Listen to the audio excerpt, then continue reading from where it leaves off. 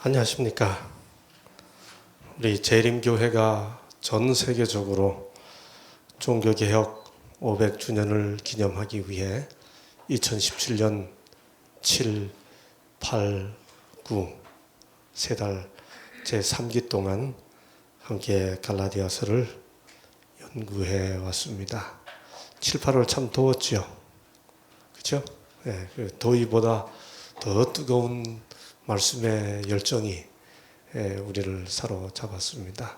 이열치열이라고 그러는데 우리는 7, 8월의 더위를 갈라디아서 말씀의 열기로 이겨낸 것 같습니다.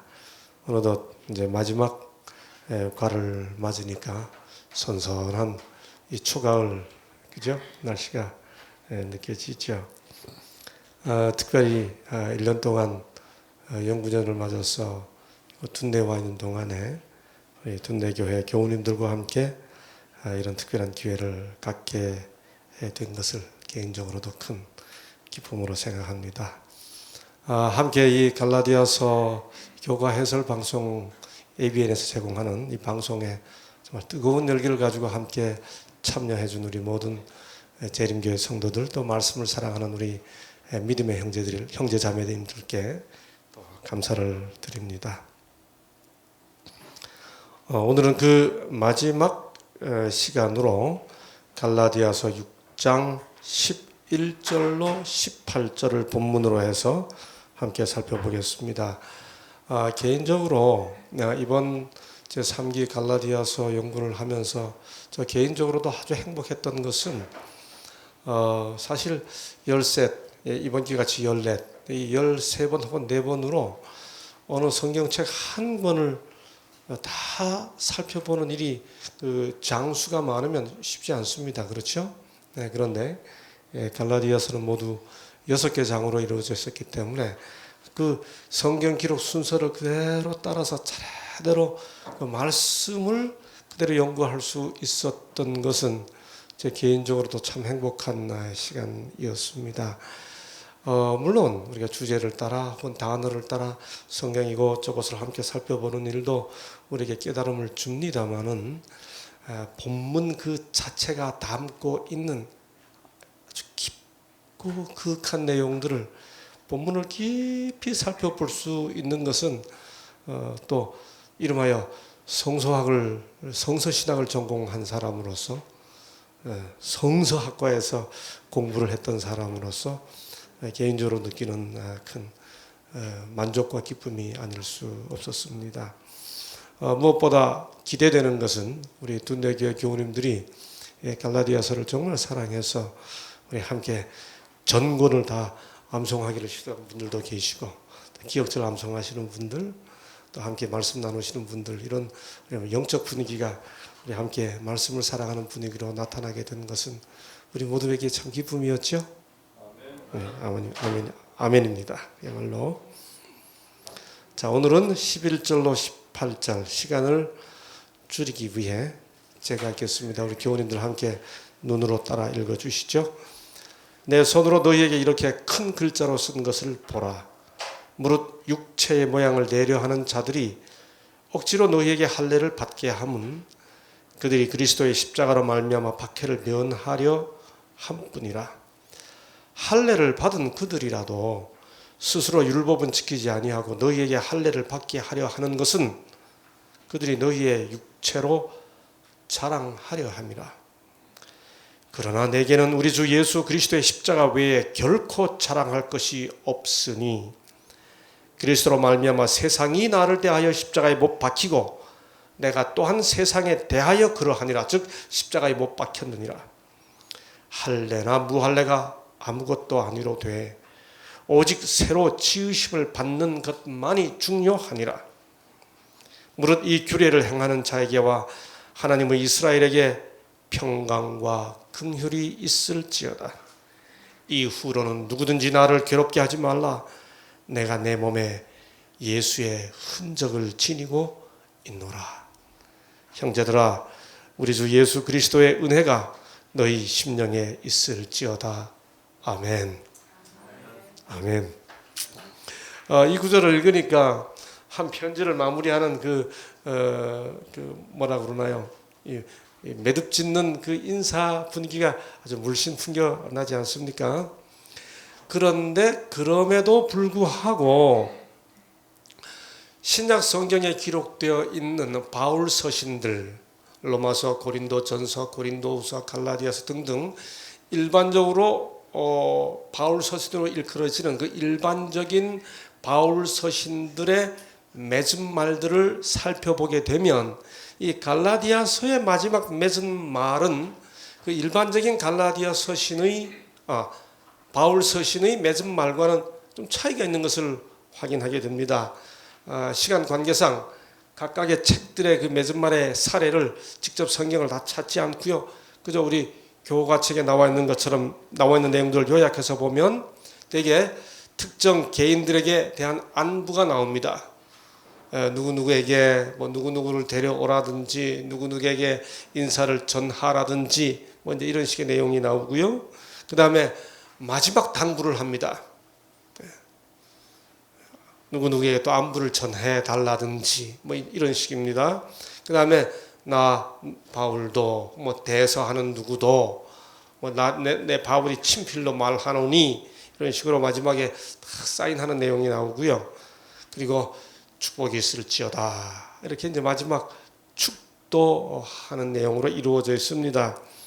그런데 이 갈라디아서 맺은 말을 살펴보게 되면 이런 내용과 비추어서 우리가 갈라디아서 맨 1장 살펴보았을 때 우리가 둘째 주인가 살펴보았었죠. 근데 갈라디아서 1장에서 시작할 때 다른 바울 서신에 시작하는 인사하고 달랐죠.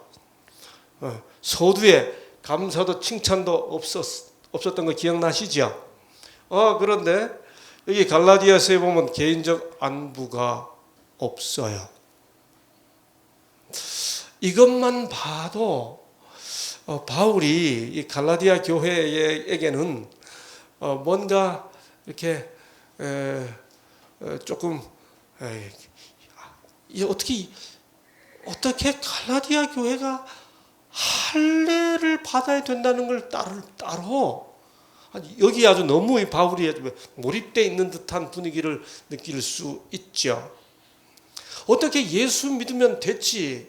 그 아름다운 복음을 그렇게 전했는데 어떻게 거기에 또 할례를 받아야 된다고 하는 그걸 따라갈 수 있어? 여기에 바울이 너무 몰입되어 있는 듯한 그런 느낌이 들 정도입니다. 대개 바울 서신을 보게 되면 대필자가 씁니다. 로마서 16장 22절에 그래서 이 편지를 기록하는 나 더디어도 이런 말 하죠. 그렇죠? 네. 좀 짧을 때는 바울이 직접 이런 말을 합니다. 고린도전서 16장 21절에 보면 나 바울은 친필로 너희에게 문안하노니, 제가 좀 전에 좀 짧다 한 게 아니라 내용이 좀 긴 경우 나 바울은 친필로 너에게 문안하노니 이렇게 자기가 직접 그 문안하는 이야기를 이렇게 표현하지요.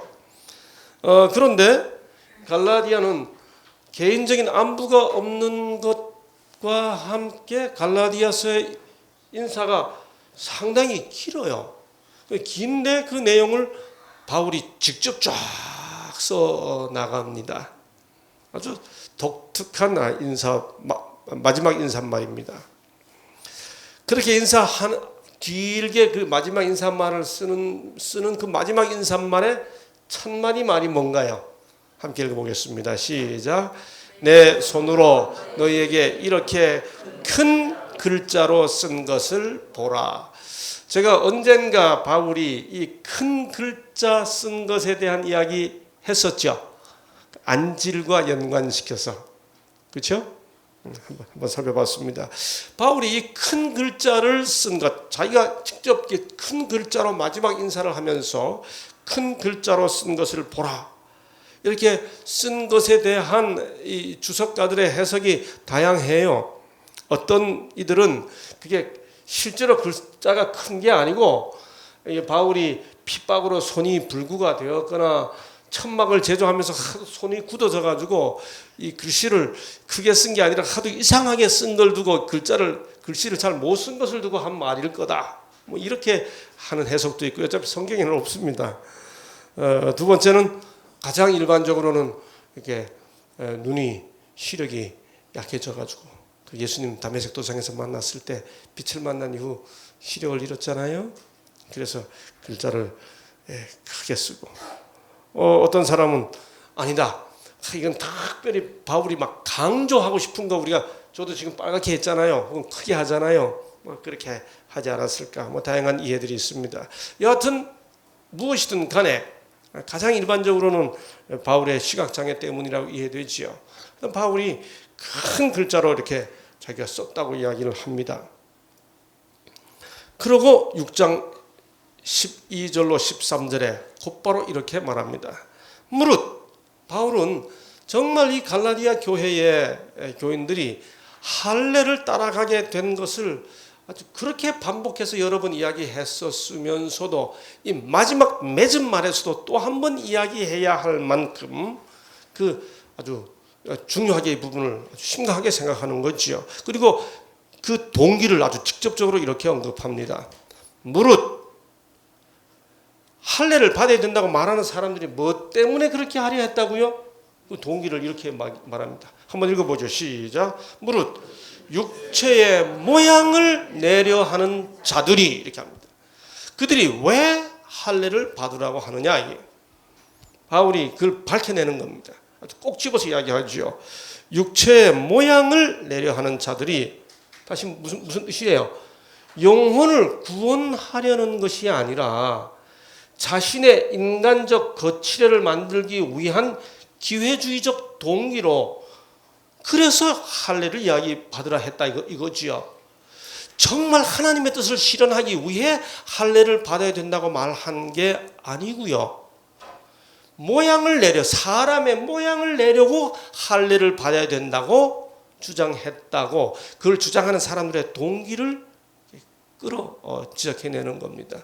저는 평생 잊지 못하는 제 나름대로의 근본적 문제를 던졌던 저 자신의 경험에 대한 추억이 있습니다. 졸업을 하고 목회를 나왔죠. 목회를 나와서 첫 전도회를 시작했습니다.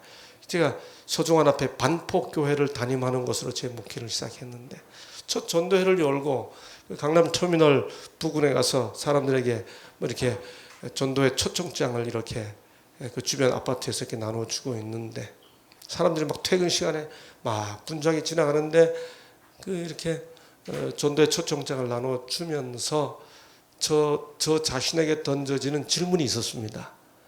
나는 왜 사람들을 교회 오라고 하는가? 여러분 그런 전도지 풍급하면서 그런 생각해 보셨어요? 그래서 기도하고 나가서 선교해야지 하니까 뭐 아무 생각 안 하고 열심히 하시자. 그거 좋아요. 근데 저는 그때 나는 왜 사람들을 교회 오라고 하는가? 그때 생각 참 많이 했습니다. 그러면서 제가 그때 생각했습니다. 이게 내 목회 성공을 위해 사람들을 오라고 한다면 이건 내 사업을 위한 일과 큰 차이가 없다 하는 생각이 들었습니다. 둘째, 내가 담임하고 있는 교회의 부흥을 위해 사람들을 오라고 한다면 그건 세상 사람들이 소속해 있는 자기 단체의 회원을 확보하고 늘리려고 하는 것하고 큰 차이가 없다 하는 생각이 들었어요. 그러면서 제가 전도회 초청장을 들고 그날 그 생각이 막 나는 왜 사람들을 오라 하는가? 결론은 이 사람들이 교회에 와서 내가 초청하지 않으면 얻지 못할 행복을 나누어 줄 수 있어야 돼요. 그게 복음이잖아요. 그래서 그렇게 생각을 하고 나니 그러면 나는 지금 행복한가? 나는 이 복음으로 정말 행복한가? 여러분 그날 이후로 저는 지금까지도 나는 왜 사람들을 교회에 오라고 하는가? 그리고 나는 정말 내가 이 복음으로 인해 행복한가? 하는 근본적인 질문을 늘 다시 살펴봅니다. 이 사람들이 왜 할례를 받아야 된다고 가르쳤다고 바울이 시작하는 거예요. 하나님의 뜻을 이루기 위해서라고 말하지 않고요. 바울이 지적해내는 것은 뭘 하기 위해? 육체의 모양을 내기 위해 라고 말하고 있는 겁니다. 그래서 결국 그들에게 할례를 받게 한 것도요, 하나님의 뜻이기 때문에 이걸 설명해서 정말 그 할례를 받는 자들도 기쁨으로 하나님의 뜻을 이루기 위해 받는 것이 아니라 어떻게 할례를 받게 했어요? 억지로 너희에게 할례를 받게 함은. 그 사람들이 내려와서, 예루살렘에서 내려와서 유대주의자들이 억지로 할례를 받게 한 것이 다 육체의 모양을 내게 하기 위함이었다고 말합니다. 여러분, 이것을 통해 우리는 뭘 알 수 있나요? 성령의 감동에 의한 자발적 의지가 아니라 자신의 모양을 내기 위한 강요였다는 거죠. 전하는 자가 정말 성령의 감동에 의해 그들을 복되게 하고 그들을 구원하기 위한 복음을 나누어 주기 위하여 할례를 받으라고 말한 게 아니고 자기의 모양을 내기 위해 강요했다고 말하는 겁니다. 와, 바울이 그들의 동기를 다 집어내고 있는 거죠. 사실 여러분 성경 읽어보면 바울이 디모데에게 할례를 행했습니까? 안 했습니까? 우리 공부하면서 살펴봤었죠. 바울이 디모데 할례를 줬어요. 사도행전 16장 3절에 보면. 근데 이번의 경우에는 디도에게는 절대 할례 안 주겠다고 이야기한 거 우리 공부했었죠. 그렇죠? 바울 자신도 디모데에게 할례를 했는데도 이번 경우에는 디도에게도 할례 하지 않았다고 하는 얘기를 아주 강하게 이야기합니다. 왜 그랬나요? 이제 뒷부분에 나옵니다만 할례와 무할례가 다 중요한 게 아니었지요. 그렇죠? 핵심은 예수 그리스도를 통해서 온전히 그분의 의로 하나님 앞에 설 수 있다고 하는 사실을 희석시키고 훼손시키느냐 아느냐라고 하는 문제였죠. 그러므로 억지로 할례를 받게 한 것과 바울이 디모데에게 할례 준 것하고는 전혀 다른 문제였습니다. 그야말로 육체의 모양을 내려고 억지로 할례를 받게 한 것입니다. 이것은 우리가 근본적으로 복음을 전하고 사람을 구원하는 일에 있어서도 바울이 느꼈던 이 마음을 우리도 깊이 생각해 보아야 하는 거지요. 무릇 육체의 모양을 내려 하는 자들이 억지로 너희에게 할례를 받게 함은 왜 그렇게 했어요? 그 다음 말이 기가 막힙니다.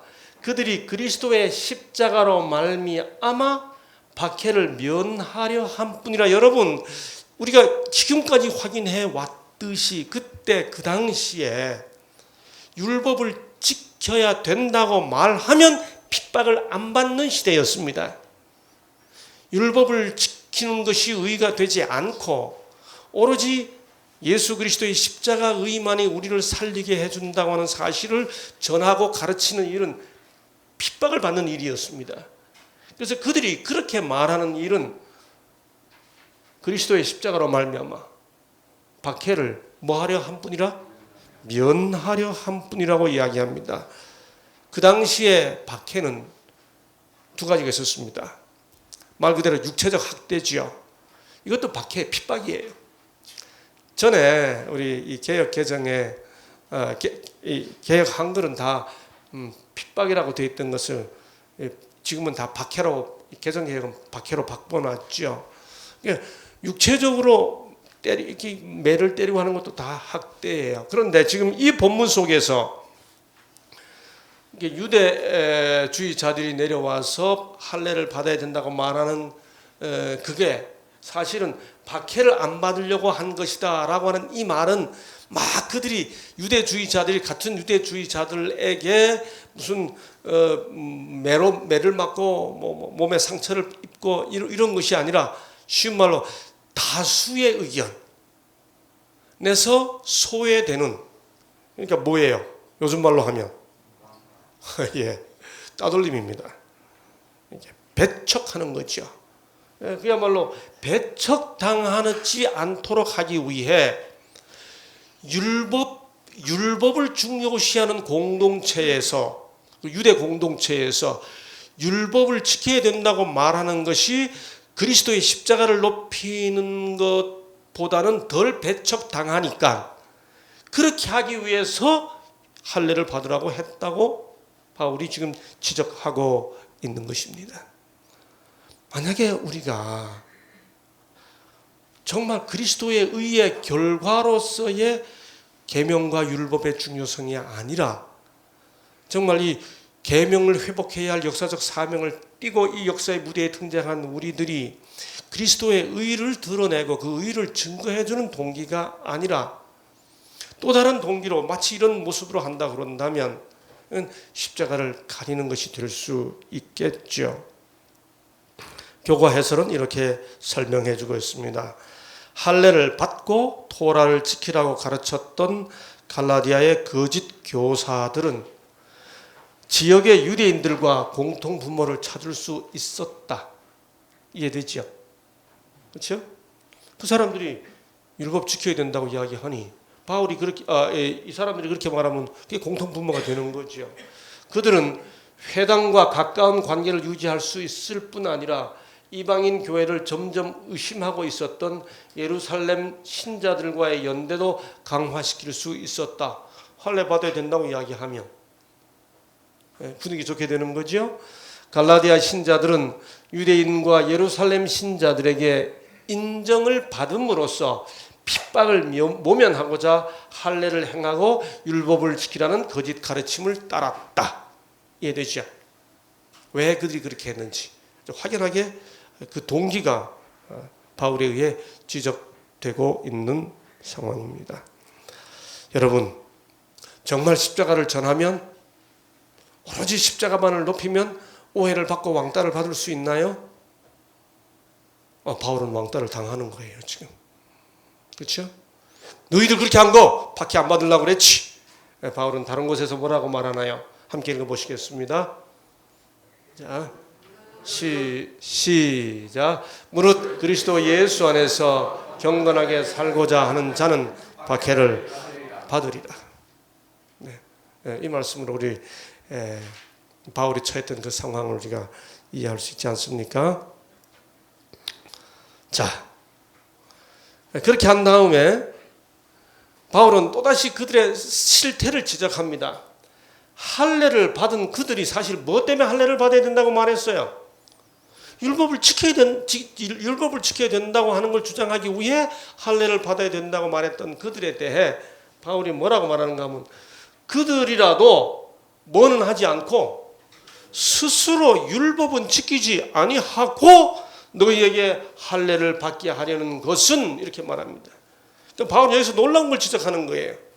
지금 할례를 받아서 율법을 지키자고 말하는 그들에게 할례만 지키고 율법은 안 지키자. 할례만 받고 율법은 안 지키잖아. 이렇게 지적하고 있는 겁니다. 그렇죠? 그래서 율법을 지키기 위해 할례를 받아야 한다고 말하는 그들이 사실은 율법을 지키지 않고 있다는 것을 지적해주고 있는 것입니다. 자, 그렇게 한 다음에 마지막 절 함께 읽으십시다. 빨간 글씨 시작. 육체로 자랑하려 함이라. 육체로 자랑하려 함이라. 여러분 여기 자랑이라고 하는 말이 나왔습니다. 교가책은 이 자랑에 대해서 자세하게 설명해주고 있죠. 사실 이 자랑하려 함이라 이 구절에서 우리가 시작할 때부터 육체의 모양을 내려고 했고 육체로 자랑하려 함이라로 이렇게 바울이 6장 12절부터 13절에서 그들이 할례를 받아야 된다고 주장하는 그 동기를 드러내고 있죠. 그런데 여기 이 자랑이라고 하는 그들이 그렇게 할례를 받아야 된다고 주장했던 동기에 대해 바울이 앞에서 잠깐 언급했었습니까? 했었어요. 그들이 왜 그렇게 했다고 언급했습니까? 이거예요. 여기 보면 4장 17절에 보면 그들이 너희에게 대하여 열심 내는 것은 뭐가 아니요? 바울이 이때 밝혀냈었죠. 그 사람들이 그렇게 열심히 하는데 그 사실 열심히 하는 거 좋은 뜻이 아니요. 너희로 누구에게 대하여? 하나님께 대하여, 그건 그리스도께 대하여가 아니고 그들에게 대하여 열심을 내게 하려 함이라. 예, 자기들에게로 관심을 끌어서 자기의 뭔가를 이루기 위해서 그렇게 열심히 지금 하고 있다고 지적했었죠. 그런데 바울은 언급했던 것에 의해 그들이 그렇게 자기들을 위하여 열심히 했던 그 일이, 여러분, 그래서 바울의 이 말씀에 따르면 누군가 열심히 할 때 우리가 또 그것을 정죄하고 비판하기 위해서가 아니라 정말 그 열심히 교회 안에서 뭐 자기 파당이나 혹은 자기 세력이나 자기 힘을 이렇게 한번 모아서 자기에게로 끌어가기 위해서 열심히 하는 것이라면, 그래서 좀 섬세하게 조심해야 할 필요가 있겠지요. 이걸 통해서 우리가 알 수 있는 것은, 그런데 바울은 여기서 그들의 동기를 아주 딱 부러지게 지적하는 겁니다. 뭐 하려고? 자랑하려고. 자랑하고자. 교가책은 이 자랑하려고 했던 이 부분에 대해서 아주 자세하게 설명해 주고 있습니다. 자랑이라는 말이 요즘 우리말로 하면 한마디로 뭐예요? 제가 밑에도 써놨잖아요. 이 헬라어 원어로 살펴보면 뭐 하는 겁니까? 얼굴 내기라는 거죠. 그러니까 자기 얼굴 내리고 하면서 사실 그리스도의 얼굴을 앞에 내놨으니까 그 뭐 쓴 거하고 똑같은 거예요. 가면 쓴 거하고 똑같은 거죠. 우리 교과책이 설명해 주고 있는 내용입니다. 원어에 근거해서. 그래서 얼굴 내려고 하는 사람들은 왜 무슨 일을 하나요? 관중으로부터 인정을 받고 싶은 누구처럼 하는 거예요? 배우처럼 하는 거죠. 그래서 결국 이 사람들이 할례를 통해서 율법을 그렇게 강조했던 것은 뭐 하기 위해서 그랬다는 겁니까? 율법을 강조하는 유대 공동체로부터 뭘 받고자?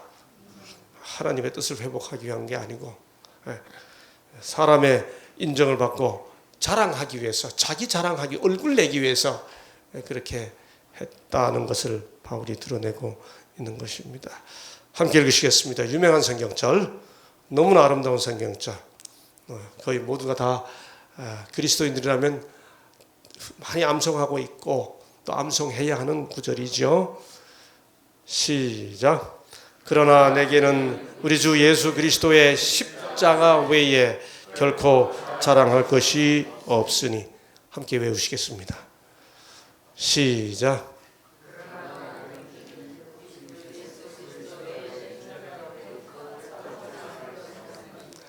자, 다시 읽겠습니다. 시작. 그러나 내게는 우리 주 예수 그리스도의 십자가 외에 결코 자랑할 것이 없으니. 다시 시작.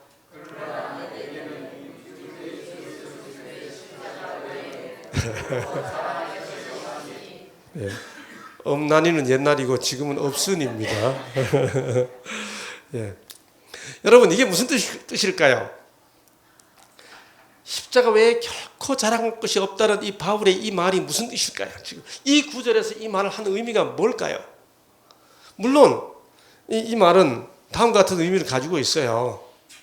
사실 바울 시대의 십자가는 너무너무 경멸의 대상이었죠. 지금은 십자가 가지고 있는 것에 대해서 아무도 너 왜 그런 걸 가지고 있냐고 이야기 안 해요. 그러나 그 시대의 십자가는 정말 보면 소름 끼쳐지는 그 정도로 싫은 거였죠. 경멸의 대상이었습니다. 유대인들에게 십자가형은 저주받은 거였죠. 저주의 상징이었잖아요. 로마 시민들에게는, 로마 시민이라고 하면 차마 십자가형은 시키지 않는 그런 처벌 방식이 십자가형이었습니다. 그런데 바울이 그런 시대에 자기가 뭘 자랑한다고요? 십자가만을 자랑한다. 십자가 외에는 아무것도 자랑하지 않는다고 이야기합니다. 이게 무슨 뜻일까요? 우리가 일반적으로 생각하는 것은 세상의 명예보다 십자가를 더 자랑한다는 의미일 수 있겠죠. 실제로 바울이 빌립보 3장 8절에 이렇게 말합니다. 내가 모든 것을 해로 여김은 내 주 그리스도 예수를 아는 지식이 가장 고상하기 때문이라. 내가 그를 위하여 모든 것을 잃어버리고 배설물로 여김은 그리스도를 얻고자 함이라. 이런 의미겠죠. 그러나 갈라디아서 이 본문 속에서 바울이 정말 하고 싶은 고백은 무슨 의미였을까요? 지금까지 쭉 이야기하고 있는 것처럼 인간이 이렇게 지켜서 하나님 앞에 자기 공로를 이루어 그것으로 의롭게 서겠다고 말하면서 율법을 지켜야 되고, 또 나는 이런 걸 했고 저런 걸 했고 나는 이래서 누구보다 더 낫게 하나님 앞에 가까이 가 있고, 이렇게 말하고 있는 수많은 자신의 인간적 공로를 아무리 자랑하더라도 나는 그런 인간적 공로를 가지고 내 의의 근거로 자랑하지 아니하고 오로지 뭐만 자랑하겠다는 거예요? 십자가만을 자랑하겠다고 이야기하고 있는 거죠. 자신의 인간적 공로를 부정하고 십자가만을 자랑하겠다는 겁니다. 여러분, 그렇습니다. 우리가 십자가로 인해 하나님 앞에 서 있는 사람들로서 살아가면서 우리 주위에 우리의 의를 자랑하고 싶은 수많은 공로들을 드러낼 때, 그때야말로 우리는 뭐라고 고백해야 되나요? 바울처럼 예수 그리스도의 십자가 외에 아무것도 잘한 것이 없다고 하는 고백을 정말 해야 합니다. 로마서 6장 6절에 보면 우리가 알거니와 우리의 옛 사람이 예수와 함께 십자가에 못 박힌 것은 죄의 몸이 죽어 다시는 우리가 죄의 종노릇 하지 아니하려 함이니. 왜 그렇게 믿음으로 말미암는 의를 온전히 따르기가 힘든가요? 왜 온전히 정말 참으로 믿음으로 말미암는 일을 100% 인정하는 것이 왜 그렇게 힘든가요? 여러분, 십자가 지는 일이 쉽습니까? 정말 십자가와 함께 죽는 일이 쉽습니까? 쉽지 않아요. 내가 0%, 1%라도 살아남아 있어가지고 그 1%라도 가지고 있는 내 의를 가지고 최선을 다해서 그것으로 내 의를 이루겠다고 하는 것이 살아있는 자들의 본능이기 때문에, 정말 온전히 죽어서 내 의는 0%가 되어야 한다고 하는 사실을 인정하는 일은 결단코 쉬운 일이 아니기 때문에, 무슨 일이 있어도 가능하면 온전히 십자가만을 의지하는 믿음으로 말미암는 의가 아니라 인간의 공로를 의로 삼는 이 행위로 말미암는 의가 우리 속에 스멀스멀 끊임없이 되살아나는 것이죠. 바울은 그럴 때 나는 예수 그리스도의 십자가 외에는 자랑할 것이 전혀 없다고 고백하고 있습니다. 사도행전 209쪽의 말씀을 읽습니다. 오늘날 하나님의 말씀을 가르치는 사람들이 그리스도의 십자가를 더 높이 지켜든다면 그들의 봉사는 훨씬 더 성공적일 것이다. 여러분, 그래서 저는 정말 한 사람의 목회자로서 정말 소망이 있습니다. 이것은 우리 재림교회가 안식일 기별과 재림 기별을 외치는 우리가 그 안식일 기별을 외치기 때문에 그 기별을 통해 십자가를 가장 사랑하는 공동체가 되었으면 좋겠습니다. 우리의 재림 기별이 십자가 때문에 복음이 되도록 우리가 정말 십자가를 가장 많이 사랑하는 교회라고 하는 사회적 인정과 또 사회적 그 인식이 우리 기독교계 안에서도 사회에서도 십자가를 사랑하는 교회를 가려면 재림 교회를 가야 된다고 하는 그런 공동체 정체성을 확보했으면 좋겠습니다. 개인적인 그리스도인으로서 소망이 있습니다. 저도 여러 가지로 부족하고 연약하지만은 정말 제 그리스도인으로서 제 삶의 모습에서 어찌됐든 간 연약함도 있고 부족함도 있지만은 여하튼 십자가만이 그가 붙잡으려고 하는 최선의 것이고 유일한 것이다 라고 하는 것을 이게 분위기로 나타내주는 그런 그리스도인이 되고 싶습니다. 죄인들로 열렬히 십자가를 바라보도록 인도한다면, 그리고 그들이 십자가에 못 박히신 구주를 충분히 바라볼 수 있다면 그들은 하나님의 동정과 죄의 흉악함의 깊이를 깨닫게 될 것이다. 네, 교과책에 없지만 제가 이 말씀을 읽으면서 그래서 이 구절이 생각나서 다시 한번 첨가했습니다. 함께 읽겠습니다. 시작. 은과 금은 내게 없거니와 내게 있는 것으로 내게 주노니 곧 나사렛 예수 그리스도의 이름으로 걸으라. 바울이 사도행전 3장에서 그 미문 앞에 서 있던 이 안전뱅이 거린에게 했단 말이죠. 여러분, 베드로는 은과 금이 없어서 자기가 가지고 있는 것 나자렛 예수 그리스도의 이름으로 걸으라고 이야기했습니다. 오늘날 교회가 은과 금은 있어도 예수 그리스도의 이름으로 할 게 없다면 이건 그야말로 기독교 사교 사회 단체에 불과해지는 것이죠. 여러분, 바울이 이제 그의 이야기의 거의 마지막 결론을 내립니다. 함께 읽으시겠습니다. 시작. 할례나 무할례가 아무것도 아니로되 오직 새로 지으심을 받는 것만이 중요하니라. 바울이 정말 하고 싶었던 마지막 이야기입니다. 바울이 할례에 대해서 그렇게 부정하고 나니 자칫 오해가 생길 수 있죠. 사실 지금까지 바울은 뭐라고 이야기했나요? 보라, 나 바울은 너희에게 말하노니 너희가 만일 할례를 받으면 그리스도께서 너희에게 아무 유익이 없으리라고 강조했었습니다. 할례는 복음에 대한 역행이라고 강조했었죠. 맞죠? 할례를 받는 일은 복음하고 반대되는 거라고 그렇게 이야기했는데 끝에 와서 뭐라고 이야기하나요? 할례나 무할례나 아무것도 아니로되. 할례에 대해서 이렇게 이야기하고 나면 사람들이 오해할 수 있죠. 예수를 믿고 거기에 더하여 육신의 모양을 위해 할례를 받는 것, 이게 뭐냐? 바울은 지금 지적했었죠.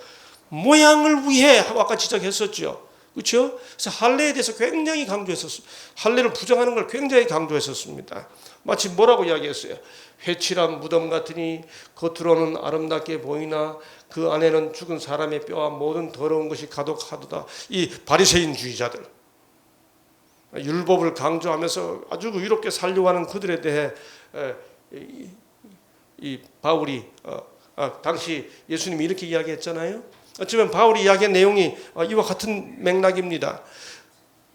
이렇게 이야기하면 오해가 생기는 거예요. 그러면 할례를 받지 않으면 그 자체로 하나님이 기뻐하시겠구나 라고 생각할 수 있죠. 여러분, 그럼 무할례가 할례 안 받으면 하나님이 더 기뻐하시나요? 바울은 그게 아니라는 거예요. 할례를 받으면 문제이기 때문에 할례를 안 받으면 그러면 하나님 기뻐하시는 건가요? 그것도 아무것도 아니라는 거죠. 바울은 지금 그러면서 뭐라고 이야기하나요? 오직 새로 지으심을 받는 것이라고 말합니다. 여러분, 이 말은 정말 바울이 하고 싶은 모든 이야기의 마지막 결론을 내립니다. 새로 뭐 하는 것? 뭐 하는 거죠? 우리 고린도후서 5장 17절 다 아는 성경절이니까 함께 읽으십시다. 시작.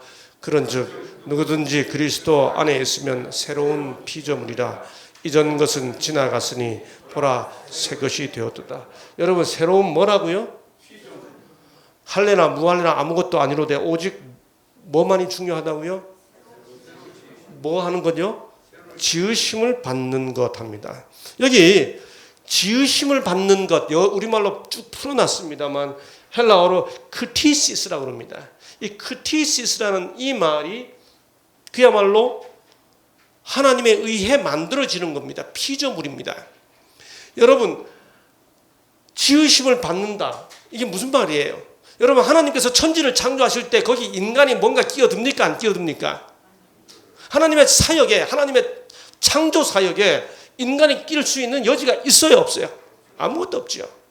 바울은 그 모든 이야기의 마지막 결론, 할례 이야기로 또 관심이 이렇게 집중될까봐 그의 모든 이야기를 마무리하면서 그게 뭐라고 이야기하는 거예요? 하나님의 창조 사역이라고 이야기하고 있는 겁니다. 할례와 무할례가 아니고 이건 하나님의 창조 사역에 의해 하나님의 전능하신 창조 능력에 의해 이루어지는 일이라고 말하고 있죠. 다시 말해 인간의 노력이 아니라 하나님의 뭐라는 거예요? 창조 사역이. 하나님의 창조 사역 앞에 그래도 우리가 이게 낄 게 아무것도 없습니다. 맞죠? 그야말로 있으라 하심에 있었고 하나님의 창조 사역입니다. 그 지으심을 받는 건데 그 지으심 앞에 뭐가 앞에 하나 더 붙었어요? 새로운이 붙었습니다. 새로운 지으심이에요. 새롭게 되는 것이니까 그래서 이것을 예수님께서는 뭐라고 이야기했어요? 거듭남이라고 이야기했죠. 다시 태어나는 것이라고 설명했죠. 어떤 면에서 우리가 다 새로운 피조물인가요? 여기 한 주석 내용을 교과책이 인용하고 있습니다. 새로운 피조물이 되는 것은 회심의 모든 과정을 포함한다. 그것도 하나님의 창조 사역이라는 거죠.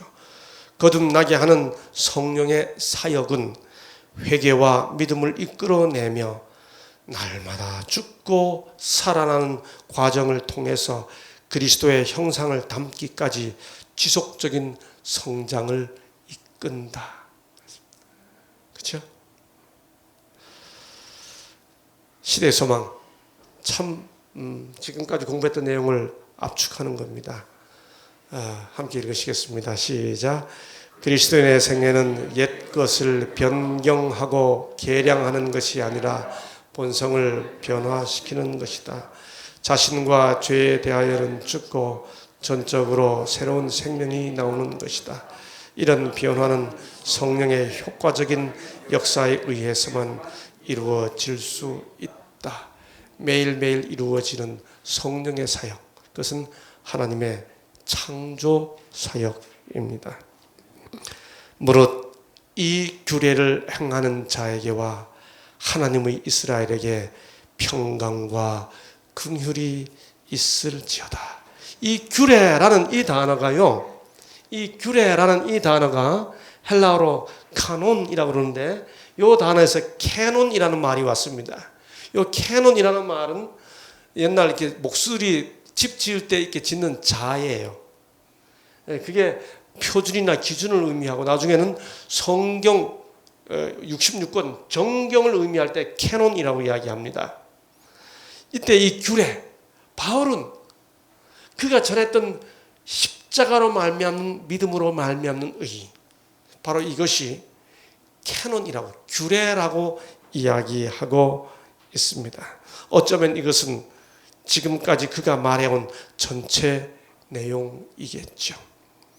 바울은 이제 마지막 말을 합니다. 지금까지 우리가 함께 공부해왔던 14안식일 동안 살펴왔던 갈라디아서 성경 연구 마지막 절입니다. 우리 다 함께 영혼을 새롭게 하고 이 구절을 함께 읽으시겠습니다. 시작. 이후로는 누구든지 나를 괴롭게 하지 말라. 내가 내 몸에 예수의 흔적을 지니고 있노라. 형제들아, 우리 주 예수 그리스도의 은혜가 너희 심령에 있을지어다. 아멘. 여러분, 바울이 왜 이 이야기를 했을까요? 왜 그의 모든 이야기를 마무리하면서 자기 몸에 예수의 흔적을 가졌다는 이 말을 왜 했을까요? 그것도 자기 몸에 그런 흔적이 있다고요. 왜 이 이야기를 했을까요? 예? 우리 세 분 장로님께 한번 여쭤보겠습니다. 우리 정 장로님, 왜 바울이 갈라디아서를 마무리하면서 자기 몸에 예수의 흔적을 가졌다는 이 말을 왜 했을 것 같습니까? 바울이 끝에 가서 내 몸에 예수의 흔적을 가졌다. 이게 정말 어떤 의미에서는 막 그 열정을 다 모아가지고 이게 더 이상 말하지 마 하고 아주 막 상대방이 어떤 반론을 제기할 만한 것에 대해서 마지막 입을 막아가면서 왜 내 몸의 흔적이라고 이야기했느냐 말이에요. 여러분, 할례가 몸에 받는 거죠. 그렇죠? 여러분, 여기 흔적이라고 하는 이 단어가 이 헬라어로 스티그마라고 그러는데요. 그냥 영어로 스티그마예요. 이게 그야말로 낙인 찍는 거죠. 이게 지금 짐승에게 지금 이게 낙인 찍는 거잖아요. 이게 우리 거야. 여러분, 이 낙인은 스티그마 왜 찍어요? 첫째는 소유 증명입니다. 이 소 우리 거야 할 때 하잖아요, 그렇죠? 그 다음에 또 뭐 할 때 낙인 찍나요? 내가 이 집단에 내가 이제는 완전히 헌신을 다하겠습니다 할 때 이 비밀 종교가 하나의 헌신 증명으로 낙인을 찍어요.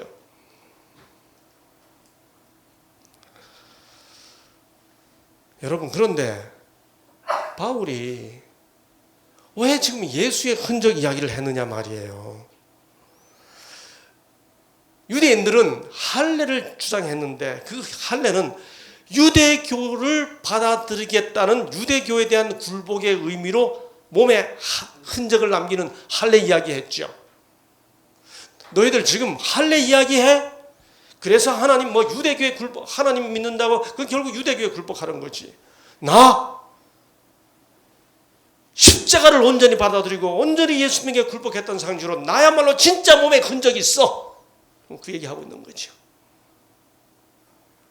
여러분, 바울의 이 마지막 말은 지금까지 할례 이야기해왔던 그 모든 이야기의 마지막 가족이 피날레를 장식하는 말입니다. 더 이상 나를 괴롭히지 마. 내 몸에 뭘 가졌어? 예수의 흔적을 가졌어. 여러분, 고린도후서 4장 10절에서 바울이 이렇게 말했습니다. 우리가 항상 예수의 죽음을 몸에 짊어짐은 예수의 생명이 또한 우리 어디에? 몸에 나타나게 하려 함이라 그랬습니다. 여러분, 아까 우리 장로님 말씀하신 것처럼 흔히 예수의 흔적을 바울의 안질이라고 많이 이야기하죠. 그러니까 그것을 육체의 가시로 생각했었습니다. 정말 바울은 예수 그리스도를 만났던 그 몸의 흔적을 가지고 있어요. 그런데 단지 그 안질뿐만이 아니죠. 보면 바울이 이런 말을 했죠. 옥에 갇히기도 더 많이 하고 매도 수없이 맞고 그렇게 매를 많이 맞았습니다. 어느 정도로 맞았나요? 유대인들에게 40에서 하나 감한 매를 5번 맞았으며 3번 태장으로 맞고 1번 돌로 맞고 이렇게 맞았던 흔적들이 있을까요? 남았겠죠. 그러면 그것도 몸에 남은 예수의 흔적이 됐겠죠. 단지 안질뿐만이 아니고, 그렇죠? 또 뭐라 그러나요? 여러 번 여행하면서 강의 위험과 강도의 위험과 동적의 위험과 이방인의 위험과 시내의 위험과 광야의 위험과 바다의 위험과 거짓 형제 중에 위험을 당하고 수많은 위험을 당했으니 그 마음의 상처가 또 얼마나 깊었겠습니까?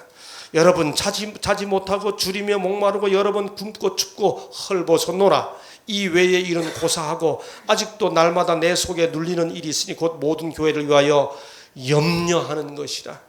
바울은 몸과 마음 모든 곳곳에 다 뭘 가지고 있는 거예요? 예수의 흔적을 가지고 있는 사람입니다. 더 이상 나를 괴롭게 하지 마라. 율법 지킨다고 하는 뜻으로 할례 받아야 하나님 앞에 의롭다고 선다고 그런 이야기로 나 더 이상 괴롭게 하지 마. 나 내 몸에 뭘 가졌어? 이게 지금 자기 자랑하려고 하는 거예요. 얼마나 자기가 주님을 사랑하고 있는지에 대한 마지막 고백을 정말 열정을 다해서 고백하고 있는 내용이죠. 매맞음, 고생, 염려와 근심, 이 모든 것이 예수의 뭐가 된 겁니까? 흔적이 된 것입니다. 가려 뽑은 기별 1권 97쪽에 보면 이런 말이 있습니다. 하늘의 천사들은 경멸을 받는 자들과 무시를 당하고 상처를 입으며 원수로 말미암아 멍든 자들을 그리스도께서는 돌보고 계시다는 사실을 깨닫는 사람, 그런 인물을 찾고 있다. 바꾸고 말하면 뭡니까? 상처와 멍이 뭐라는 거예요? 예수의 흔적이라는 거지요. 교회 때문에 속상해 보신 일 있으세요? 예수님 때문에 속상해 보신 일 있으시죠? 네. 그게 뭐라는 거예요? 상처고 멍인데 예수의 흔적이라는 겁니다. 예, 여러분, 그런데 대개 흔적이라는 거는 일반적으로 흔적이라는 건 좋아요, 좋은 거예요, 나쁜 거예요? 지금도 다 맞아서 생긴 흔적을 바울이 쭉 이야기했잖아요. 상처받는 흔적이잖아요. 그렇죠? 그렇죠? 그리고 심지어 군인들도 야영회 같은 데 가거나 야영을 하거나 혹은 심지어 우리 캠핑하고 난 다음에도 뭐라고 이야기해요? 뭘 남기지 말라 그래요? 흔적을 남기. 이제 군사훈련 받을 때 전제가 이동하면 절대 흔적 남기지 않아야 됩니다. 흔적을 남기지 마라. 여러분, 그런데 몸의 흔적은 살아가는데 필수 조건이에요? 아니면 때때로 지우고 싶어요? 상처난 거 지우고 싶죠. 이 흔적은 없애버리고 싶은 거죠. 부정적인 게 많아요. 그래서 심지어 우리 몸에도 흔적 기관이라고 하는 게 있습니다. 진화론자들이 하는 말이에요. 진화론자들이 이렇게 인간이 쭉 창조된 게 아니고 진화됐다고 하는 증거 중에 하나가 이제는 쓸모가 없어서 이렇게 흔적만 남아 있는 게 있다.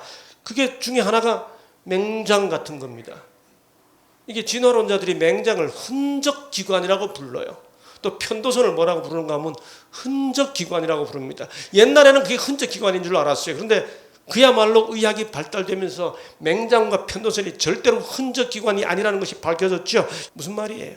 흔적이란 없어졌으면 더 좋겠다고 생각하는 부정적인 것들이죠. 잊어버리고 싶은 어떤 것들이죠. 없어졌으면 더 좋겠다고 여기지는 그런 것들이죠. 여러분, 바울은 이 흔적 생각하면 매맞은 것, 그야말로 위협당한 것, 다 이런 것만 생각나는 내용들입니다. 그런데 이제 그렇게 됐던 그 흔적을 뭐라고 이야기하고 있나요? 더 이상 나를 괴롭게 하지 마라. 내가 내 몸에 뭘 가졌다?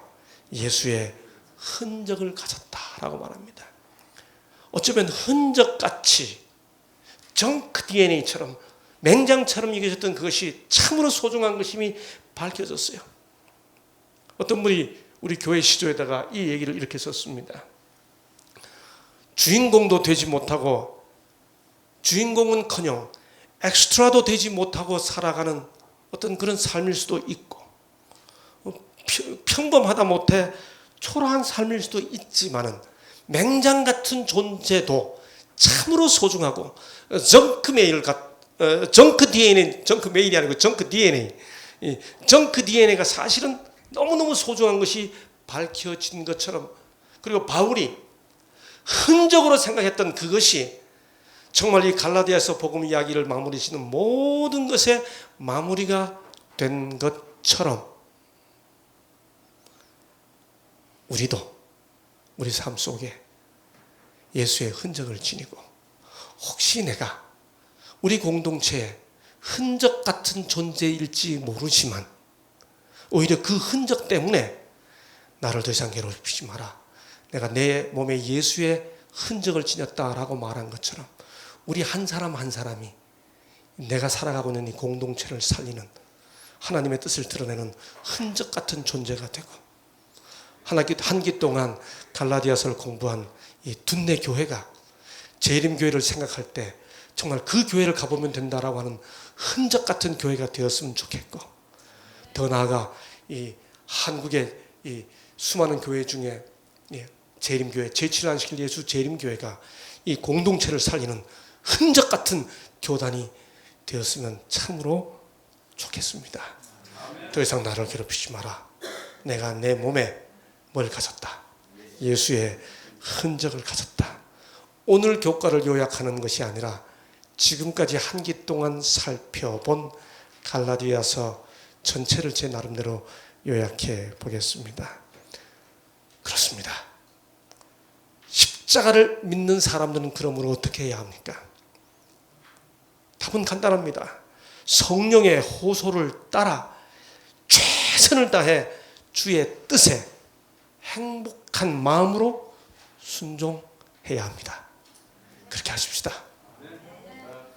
그러나 그 어떤 순종도 나의 공로나 의로 여기지 마십시다. 특별히 십자가 때문에, 십자가 앞에서 이러했기 때문에 우리는 내 믿음과 내 의로, 결국 그래서 나는 너보다 더 거룩하다는 바리새인주의를 신학자들은 이 단어 하나로 딱 요약합니다. Holier than your spirit, 그렇게 말합니다. 나는 너보다 더 거룩해 라고 하는 이 정신이야말로 바리새인주의라고 이야기합니다. 우리는 어떤 경우에도 십자가 때문에, 십자가 앞에서 나는 너보다 더 거룩하다고 하는 Holier than your spirit을 절대로 갖지 마십시다. 그래서 우리는 어떤 경우에도 정죄 공동체가 아니라 믿음으로 말미암는 화해 공동체가 되도록 하십시다. 오자가 나왔네요. 그리고 마지막으로 우리 한 사람 한 사람이 우리 교회가 각각 예수의 흔적이 되십시다. 한 기 동안 갈라디아서 때문에 행복하셨습니까? 여러분의 신앙과 삶의 말씀 그 자체가 주는 위로와 힘이 우리의 심령을 새롭게 하게 되기를, 새롭게 하였기를, 또 새롭게 하기를 간절히 기도하는 마음입니다. 한 기 동안 이 교가 해설 촬영을 위해서 우리 둔내의 교회에서 진행이 된 것은 참 큰 특권이었습니다. 우리 늘 섬세하게 준비해준 둔내 교회 그리고 열심으로 참여해준 성도님들께 감사를 드립니다. 특별히 직접 촬영 봉사해준 우리 담임 목사님, 우리 유재덕 목사님, 그리고 우리 수고해주신 유집사님, 또 우리 또 때로 함께 동참해준 우리 김용도 전도사 우리 함께 감사를 드립니다. 우리 성도님들 이 영상을 함께 보신 우리 성도님들 수고해주신 우리 둔대교회 교우님들께 감사와 격려의 박수 좀 부탁드리겠습니다. 우리 둔대 교우님들이 자기들이 먼저 박수를 치시네요. 우리 보시는 분들이 박수를 쳐달라고 좀 부탁을 드렸는데요. 예, 우리 종교개혁 500주년 기념으로 우리 재림교회가 전 세계적으로 교단적 차원에서 말씀 연구를 하고 있습니다. 우리 7, 8, 9 그 뜨거운 열기와 함께 갈라디아서를 연구했습니다. 이제 10, 11, 12 이어서 우리 로마서를 공부하게 될 것입니다.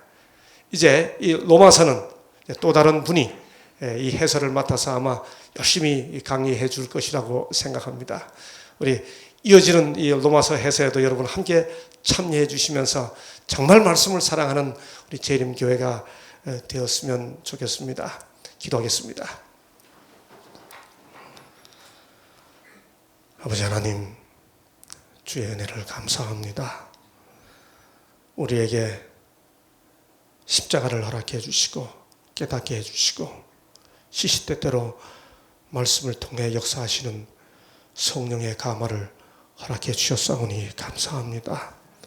주님 말씀을 함께 연구한 우리 개개인들이 이 말씀을 통해 정령 복음의 감동과 행복을 누리며 살 수 있도록 우리의 마음과 우리의 존재를 주의 은혜로 가득 채워 주시옵소서. 아버지, 말씀을 함께 연구하는 우리 모든 개개인들에게 그리고 우리 개교회에게 성령의 충만함을 허락해 주시옵소서. 그리고 종교개혁 500주년을 기념하는 주님을 사랑하는 모든 개개인과 모든 공동체에게 하나님께서 동일한 은혜를 베풀어 주셔서 이 지구촌이 말씀 안에서 새롭게 되도록 하나님 역사해 주시옵소서. 이어지는 말씀 연구에도 내내 주님께서 함께해 주심으로 우리 교회가 그리고 주의 백성들이 정말 자기를 더 거룩하게 여기고 서로 정죄하는 정신 다 사라지고 그리스도만을 높이고 서로 사랑하는 믿음과 화해의 공동체가 될 수 있도록 역사해 주시옵기를 여기까지 인도하시고 함께해 주신 우리 주님 예수님 이름으로 감사하며 간절히 기도하옵나이다. 아멘.